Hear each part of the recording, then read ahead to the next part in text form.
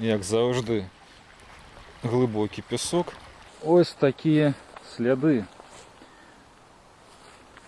Нельга, але паспрабаваць можна. Перайсці на іншы берег. Опа, а тут лепей.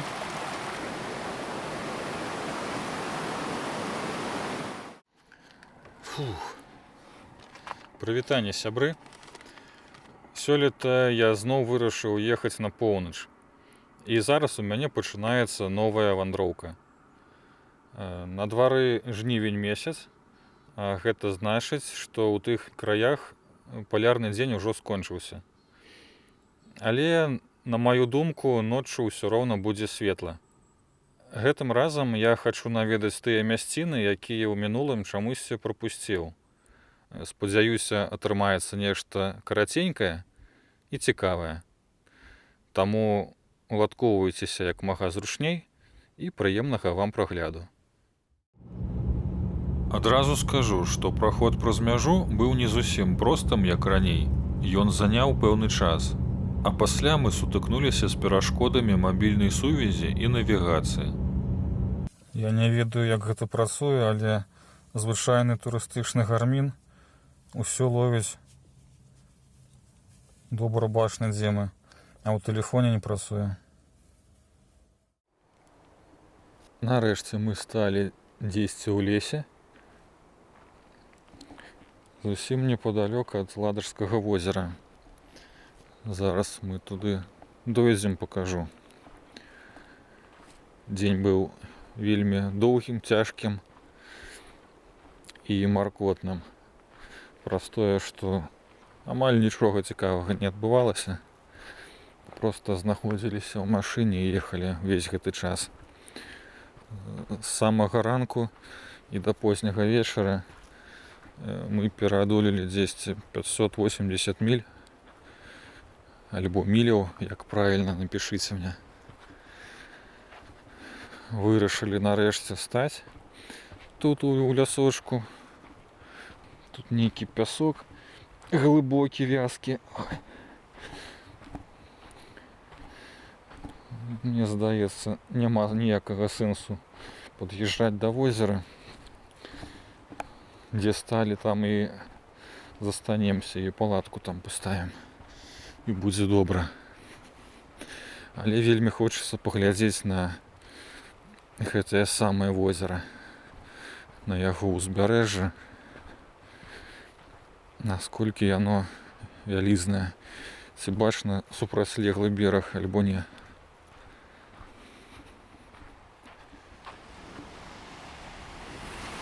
А на возеры сапраўдныя хвалі.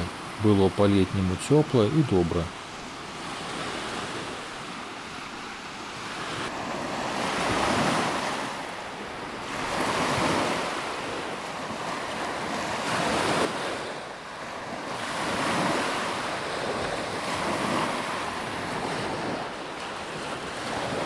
А вы ведаеце, сэнс падысці да берага ёсць.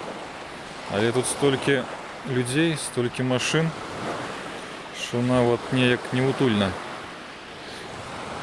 Трэба падумаць, паразважаць. Як быць? Бераг вялікі, месца на ўсіх хопіць. Але трэба пад'ехаць. Так, добрага ранку. Не ведаю, што я учора там назнімаў, але спыніліся мы ось у такім маляўнічым месцы, у лесе, пад соснамі. Зусім побач траса, за ёй там чыгунка, але гэта не стварала ніякіх праблем. Там літаральна ў 200 метрах бераг Ладажскага возера. Неўзабаве я туды схожу, пакажу, як гэта выглядае раніцай. І што яшчэ хачу дадаць, я нечакана знайшоў вось такі скарб. Гэта лес поўны спелай чарніцы. Як гэта паказаць? Ось галінка. Уся ў чарніцы. Усе гэтыя кусцікі. Усё можна сабраць і з'есці. Так, зараз паглядзім, хто тут спіць альбо не. 1, 2, 3, 4, 6 машин. Неяк рэзка цеплом павеяла.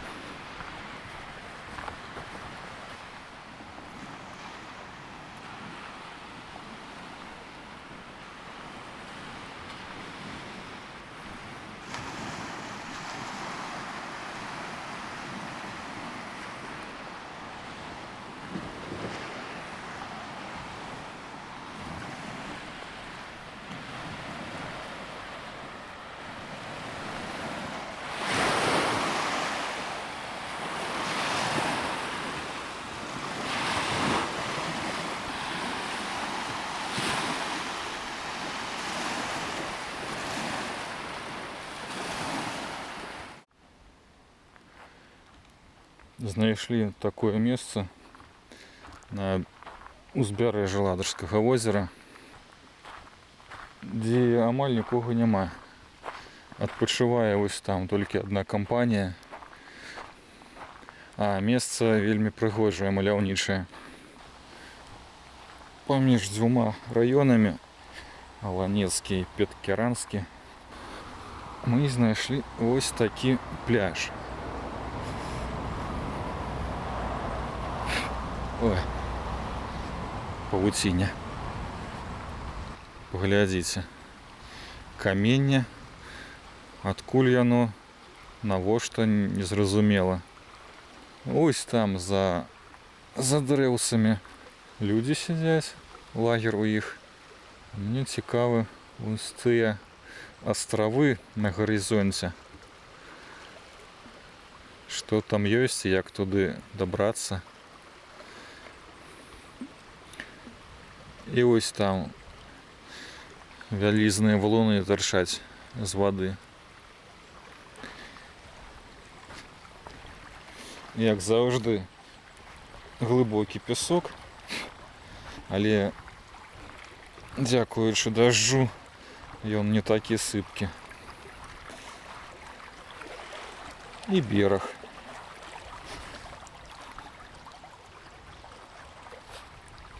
Цудоўна. Ось там тушка нейкая белая. На вадзе. Ой.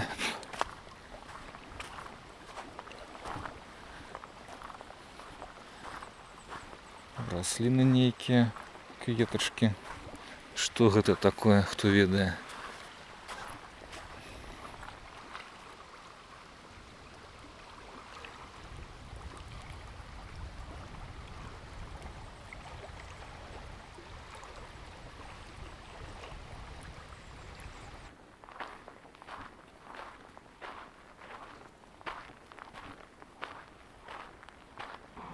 Приехали ў цікавае такое месца. Крыху не паспеў спакойна пахадзіць, пагаварыць.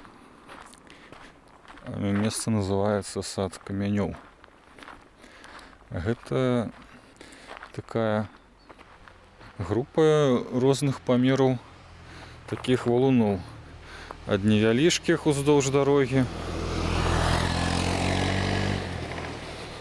Нехта катаецца. Ну, з такого звычайнага памера да самых вялізных вышэй за мяне. Ось там людзі полезлі наверх.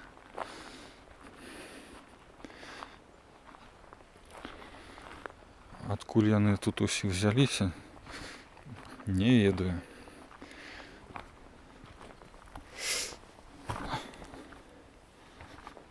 Але выглядае эфектна. Уражліва.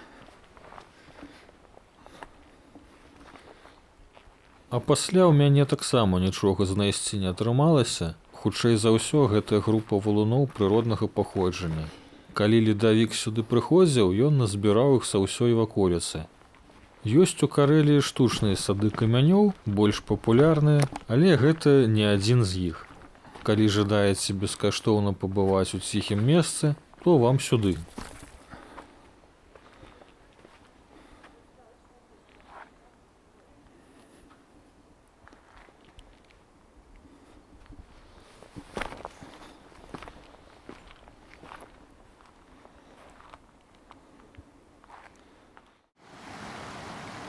А пасля завіталі да вадаспада Ніжняка Ірыноя. Нічога новага, як цёк, так і цячэ.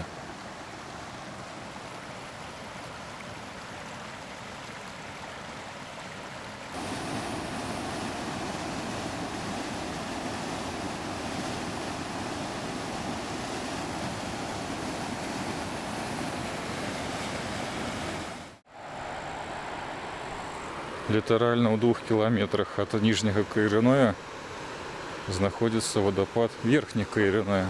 Але ў яго ёсць яшчэ адна назва, зараз не памятаю. І ён можа параўнацца са сваім суседам. Таксама прыгожы,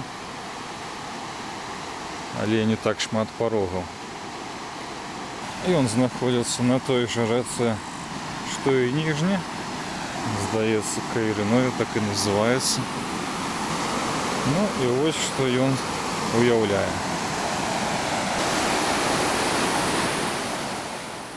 Так, напэўна, лепш. Насамрэч, там даволі гучна, і мала што, акрамя вады, вы там пачуеце.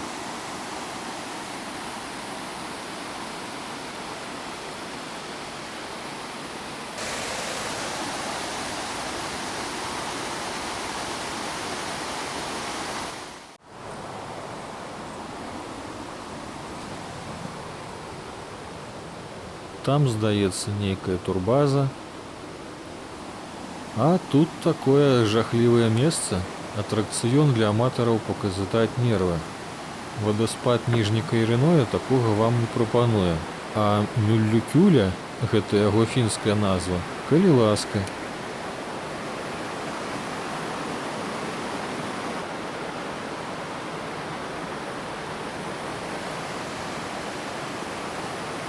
Віды з мосціка шыкоўныя. Як вам такое падабаецца?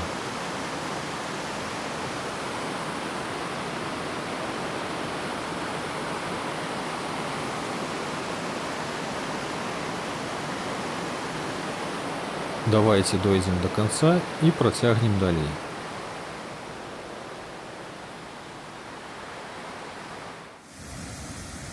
У мінулым годзе я з гэтага ракурса не здымаў. Парогі Янісьёкі ў Ляскеля. І стары будынак, напэўна, былой папяровай фабрыкі. І, канешне, я не мог яшчэ раз прапусціць мясцовую славутасць. Яна ніякая не турбіна. З гэтага дэфібрэра ў 1905 годзе распачалася вытворчасць паперы на ляскельскай папяровай фабрыцы. Велічэзны такі агрэгат. Ляцім далей. А тут мы разам з матыльком чакаем, калі сыйдуць нахабныя турысты і спыняць перашкоду нашым здымкам. Шмат прыйшлося чакаць. Гэта таксама ўжо знаёмы вадаспад Пракінкоскі. Калі вы не глядзелі выпускі з 24 года, то, калі ласка, паспрабуйце. Ініцыялы былога ўладальніка былі знойдзены, але відэа не захавалася, ёсць толькі фота. Рака Хіхніёкі цячэ сабе далей і зліваецца з другой ракой, да якой мы зараз пойдзем.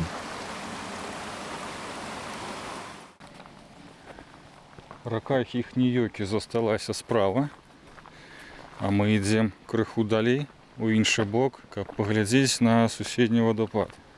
Ён не такі папулярны у турыстаў, як Пракінкоскі. Мабыць, праз тое, што трэба да яго ісці. Ну тут літаральна кіламетр. Зараз паглядзім, ці варта яно таго. Там скончылася такая дарога, якой яна была гадоў 20 таму. Пачалася сцежка. І зараз, мне здаецца, чуваць шум вады. Што было па дарозе, я вам подздыму крыху пазней покажу. Так, сябры, прывітанне з будучыні. Што я хацеў дадаць? Падчас дарогі да гэтага вадападу Піюхін-Коскі, акрамя таго, што я страціў раўнавагу, зваліўся і прамашыў нагу, я побачыў ось такія сляды. Спадзяюся, вам добра відаць. Розныя сляды, рознага памеру. А каму яны належаць? Ось такія яшчэ. Ну і сляды кабана таксама дзесьці там далей былі. Таму, калі вы захочаце наведаць гэты вадапад, бярыце з сабой рэпеленты ад драпежнікаў. І я бы параіў вам браць трэкінгавыя палкі. Таму што там подступ такі надта рэльефны і даволі цяжка трымаць раўнавагу. Так. Вода дзесьці ўнізе. Нешта там заросло доўніз. Ідзем.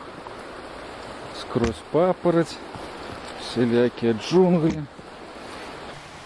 Так, рушай. Ага, трэба было ісці левей. Думаю, і так будзе добра. Ага. Нават вялікія камянюкі варушацца пад нагамі. Гэты вадапад знаходзіцца на рацэ Пукамон-Йокі. Дакладна так. Трэба падысці бліжэй, каб яго пабачыць. І вы ведаеце, такая вандроўка мне падабаецца. Каменне можа быць крыху слізкім, таму трэба быць асцярожным.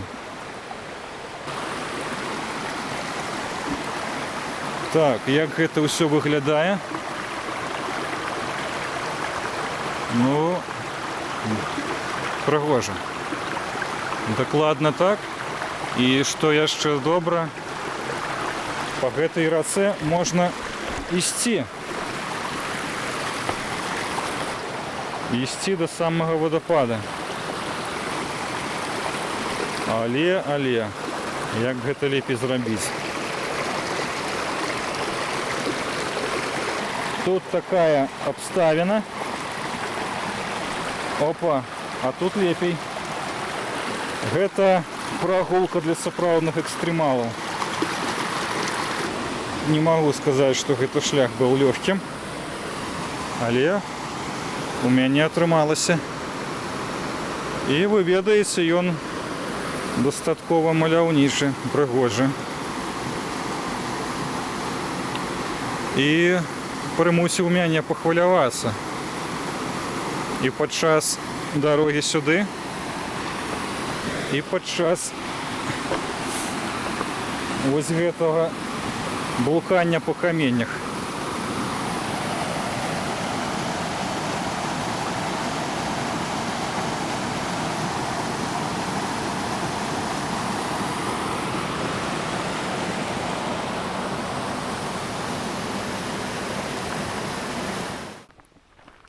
Дарога да наступнага вадаспада значна лягчэй, але машыну мы вырашылі пакінуць ля дарогі, нягледзячы на тое, што гэта таксама дарога, але там ёсць такія адрэзкі, дзе праехаць вельмі складана. Таму вырашылі не рызыкаваць, а прайсці 1,5 кіламетры пешу. Нарэшце мы прыйшлі. Вадаспад Роскіланкоскі, вядомы яшчэ як малочны, знаходзіцца дзесьці ў лесе. У тым сэнсе, што дайсці да яго ўжо своеасаблівае дасягненне. Назва гэтай ракі, альбо ручая, длінная і жахлівая – Хямяняй-Сінойе.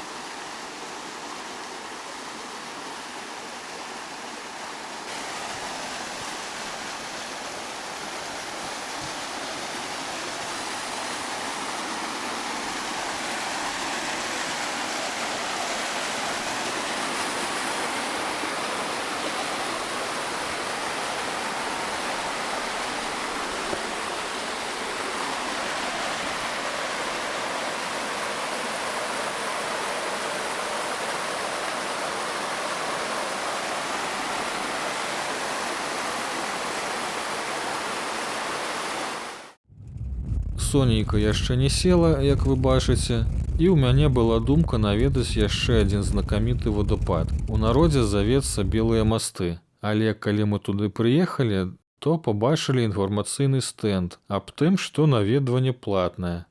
Хочацца спытаць, за што? За гэтыя дарогі, на якіх усе косці ператрасе, мы вырашылі не марнаваць час і паспяшацца да месца стаянкі, а ўжо ранкам працягнуць. І што мы бачым? У мінулым годзе гэтай лесвіцы яшчэ не было.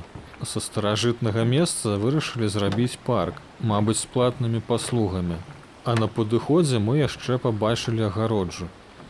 Раней тут грошы бралі толькі за стаянку і сувеніры. Шмат гадоў яны да гэтага ішлі і нарэшце дабіліся.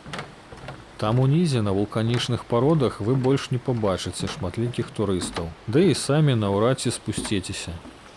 Калі цікава пабачыць, як яно было раней, то адшукайце ў мяне відэа з мінулага года.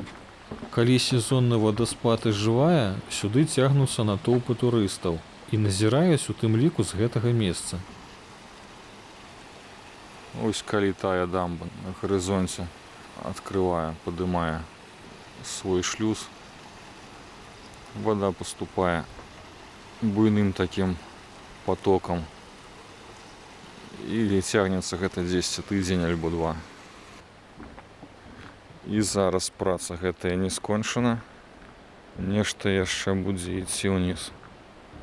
Всё неяк адтуль, туды. І мне здаецца, будзе нешта падобнае, як у Ківачы. Агароджана, ніжэй нельга. Нельга, але паспрабаваць можна. І да вось тых берагоў унізе больш проста так не падыдзеш.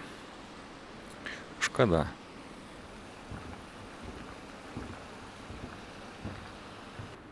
Але, адышоўшы крыху ў лес, мне падалося, што я пабачыў зусім маладую сцежку, там унізе. Людзей так проста не абрабаваць, разумееце? Хтосьці там ужо дакладна спрабаваў спусціцца.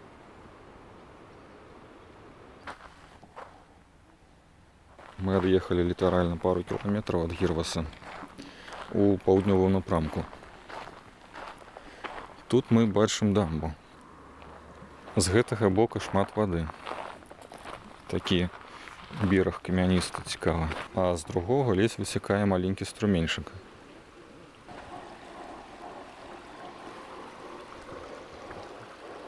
Вось тут знаходзіцца прыроднае рэчышча ракі Суна. Большая частка вады адыходзіць у штучны канал і ідзе праз ГЭС. Увесну падчас разводдзя гэтая дамба ажыццяўляе скід лішняй вады, і тады закамянелыя патокі лавы хаваюцца пад ракой.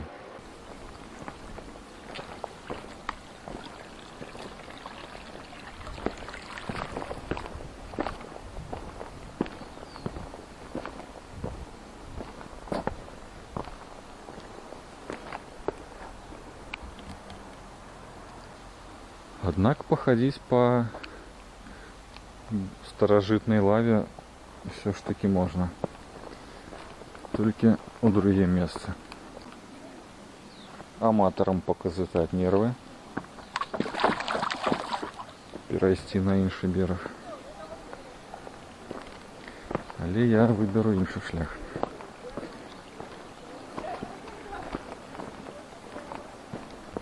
Пакуль чарговая група турыстаў зваліла, трэба карыстацца магчымасцю паздымаць всю гэтую прыгажосць.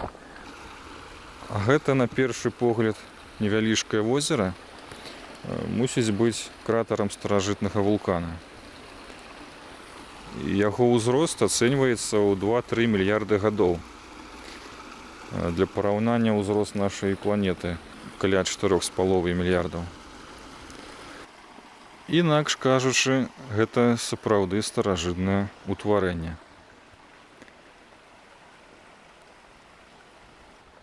Думаў я шукаць выразныя такія закамянеласці, але вось гэты кавалак найбольш, мне здаецца, нагадвае старажытную лаву. Ось такія кавалкі. І на тым беразе нешта яшчэ. Але фатаграфіі ў інтэрнэце не заўсёды праўдзівыя.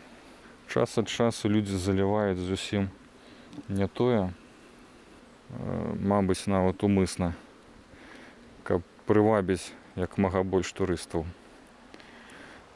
А тут усё такое аднаобразнае і ў той жа час непадобнае да звычайных вулканаў, якія хтосьці з вас, напэўна, бачыў.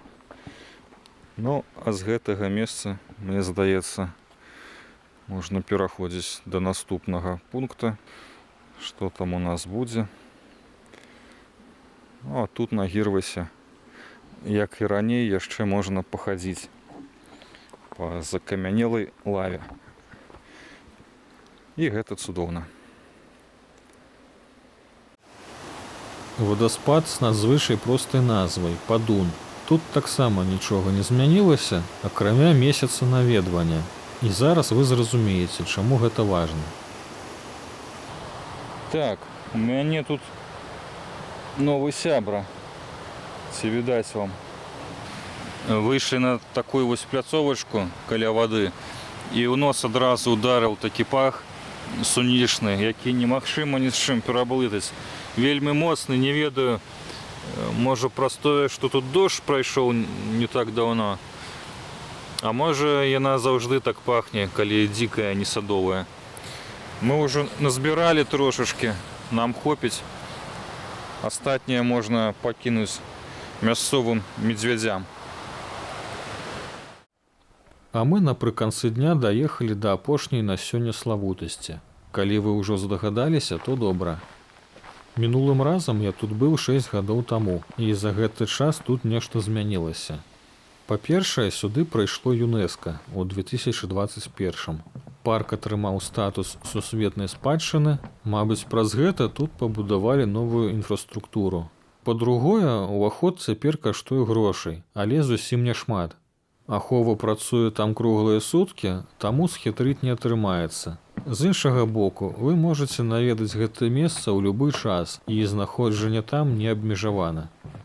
Мінулым разам я тут хадзіў па голых гранітоідах, а цяпер з'явіліся драўляныя насцілы. І вы ведаеце, калі пайшоў дождж, я нават неяк узрадаваўся, што яны ёсць. Пасля адыходу ледавіка 12 000 гадоў таму людзі праз пэўны час пачалі засяляць паўночную Карэлію. Каля 7 000 гадоў таму тут пацяплела, а ўзровень вады панізіўся. На берагах Белага мора выраслі сапраўдныя лясы. Такая спрыяльная прыродная абстаноўка працягвалася некалькі стагоддзяў. Менавіта ў той час з'явілася традыцыя выбіваць малюнкі на плоскіх выступах граніта, пакінутых ледавіком.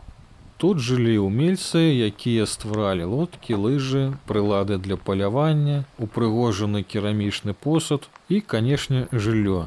Тут уздоўж ракі Вых былі знойдзены цікавыя прадметы, кварцавыя адбойнікі, якімі і высякалі малюнкі на граніце. Цягнулася гэта нядоўга, каля 1 тысячагоддзя. 10-6 000 гадоў таму ўзровень вады падняўся, і гэтыя пляцоўкі затапіла. Традыцыя наскальнага малюнка тут каля Белага мора, а таксама Анежскага возера, хутчэй за ўсё больш не аднаўлялася.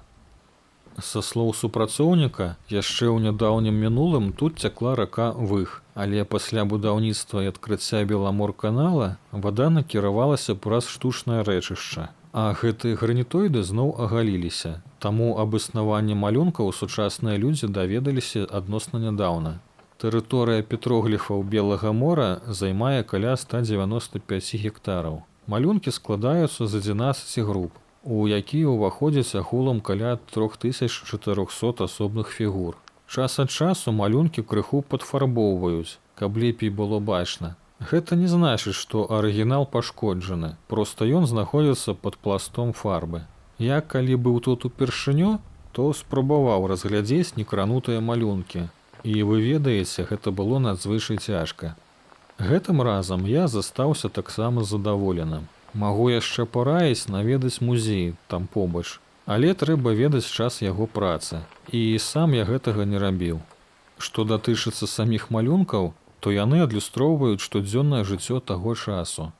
Людзі, жывёлы, розныя падзеі, паляванне на марскіх жывёл, у тым ліку групавыя, на некалькіх лодках, рыбалка, жаночыя танцы, хадзьба на лыжах, па якой адразу можна пазнаць з лаўругу, паранены лушнік, даволі знакаміты малюнак, паляванне на мядзведзя дзесьці было, паляванне на вадаплаўных птушак з лодкі, паляванне на белуху з вялізнай лодкі, зімовае паляванне на ласёў і шмат-шмат яшчэ чаго цікавага.